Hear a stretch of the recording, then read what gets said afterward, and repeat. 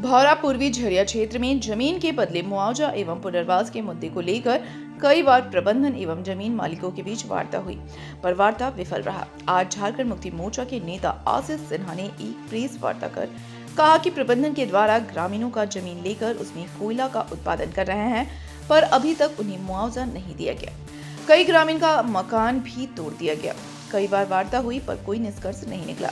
प्रबंधन की मंशा ही नहीं है कि जमीन के बदले मुआवजा दिया जाए। प्रबंधन इस मामले को लेकर मुख्यालय में भी वार्ता नहीं कर रहा है। यदि कंपनी सीएमडी से वार्ता हो तो इस समस्या का समाधान तुरंत निकल जाएगा। सुमित्रा मरांडी के जमीन पर कोर्ट ने स्टे ऑर्डर भी लगाया है, उसके बाद भी उसकी जमीन पर उत्खनन किया जा रहा है। कंपनी कोर्ट के ऑर्डर को भी नहीं मान रही है। ग्रामीणों की जमीन कंपनी ने जबरदस्ती लेकर उस पर खनन कर रही है और ग्रामीण भूखे मर रहे हैं। इन्हीं मुद्दों को लेकर 22 जुलाई से पूर्वी झरिया क्षेत्र में आर्थिक नाकाबंदी की जाएगी, जब तक सभी ग्रामीणों को मुआवजा नहीं दिया जाता। इस मामले को लेकर अब हम कंपनी के सीएमडी या डीटी से ही बात करेंगे और किसी से नहीं। आर्थिक नाकाबंदी की जानकारी झारखंड के मुख्यमंत्री, कोयला मंत्री उपयुक्त कंपनी के अधिकारी को दे दी है। आपका भू संपदा विभाग का अधिकारी भट्ट ने एक चिट्ठी इशू करता है व्हाट्सएप के माध्यम में कि आज मैंने 19 तारीख को 4 बजे महाप्रबंधक भू संपदा के पास एक बैठक हुई। हमने तुरंत उसको चिट्ठी का जवाब चिट्ठी देकर स्पष्ट कर दिया कि मैं भू संपदा विभाग जो जीएम महाप्रबंधक सो भू संपदा है, मैं उनसे कोई बैठक करने का मैं इच्छा नहीं करता हूँ। न मैं उनसे, हम लोग न रैयत लोग उनसे बैठक बैठेगी।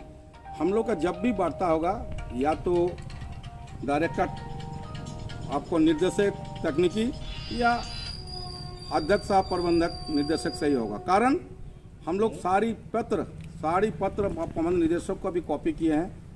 मुख्यमंत्री का 2-3 चिट्ठी आया है, उपायुक्त एवं कभी एक चिट्ठी उपायुक्त महोदय का माध्यम से एक चिट्ठी जो है ना महाप्रबंधक महोदय का नाम है अध्यक्ष साहब प्रबंध निदेशक के पास गया हुआ है। ये लोग ये परिस्थिति में है कि कोर्ट का स्टे ऑर्डर लाया है सुमित्रा मरांडी। कोर्ट का स्टे ऑर्डर है, वो कोर्ट का स्टे ऑर्डर का भी 19 एकड़ आदिवासी जमीन पर कोर्ट का स्टे ऑर्डर है। ये कोर्ट का एकदम स्टे ऑर्डर है, आप लोग देख सकते हैं ओपन है, ये कोर्ट का स्टे ऑर्डर है। इनको भी 19 एकड़ जमीन में से 10 एकड़ उत्खनन कर लिया है और 9 एकड़ रूप से वहाँ कोई भी कोयला उत्खनन काम नहीं होगा, एकदम क्लियर कर दिया था। न्यायपालिका भी नहीं मानता है। हमारा रैयत 87 जीता, तरमीन हो गया, जबकि एडिशनल कलेक्टर साहब ने स्पष्ट कर दिया तरमीन जमीन किसी का नहीं होता, तरमीन जो कराया है वो तरमीन वाला ही के होगा। तरमीन होने के बाद इन्होंने जाता है टाइटल सूट में दो बार अपर समर्था के यहाँ 1 तारीख को बैठक हुआ। उन्होंने स्पष्ट कर दिया कि 2021 में जो सीओ का जांच पड़ताल जो हुई है उनके आधार पर जो उपायुक्त ने आदेश दिए हैं उस आदेश को हर हाल में आपको पेमेंट भुगतान आपको करना होगा। यदि किसी का जमीन रैयत को जमीन यदि बिना मुआवजा देते हुए लिए हैं तो आप पर कानूनी कार्रवाई होगी, एफआईआर भी होगी।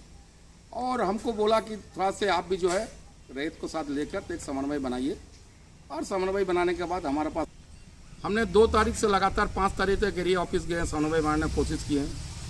ये लोग एकदम मैंने पैसा नहीं देने का, रैयतों का मुआवजा नहीं देने का एकदम 100% मन बना लिया, क्योंकि पूरा देश में सबसे रंगदार है कि आप चुप रहिए, हम लोग जो है कोयला उत्पादन कर लेंगे। इस संदर्भ में हम लोग जब देखा कि कुछ नहीं बन रहा तो हम लोग के एक 8 तारीख को आवेदन पत्र दिए, जिसमें सारी चीज़ को उल्लेख करते हुए हम लोग प्रबंधन से इवन माननीय मुख्यमंत्री जी से भी दिए हैं। हम लोग सारी जगह अनिश्चित काल के लिए आर्थिक नाकाबंदी में जाएंगे। इस क्रम में बीसीसीएल का महाप्रबंधक ने एक पत्र दिया, पत्र देता कब एकदम 11 आवर्स में, फिर भी हमने माने।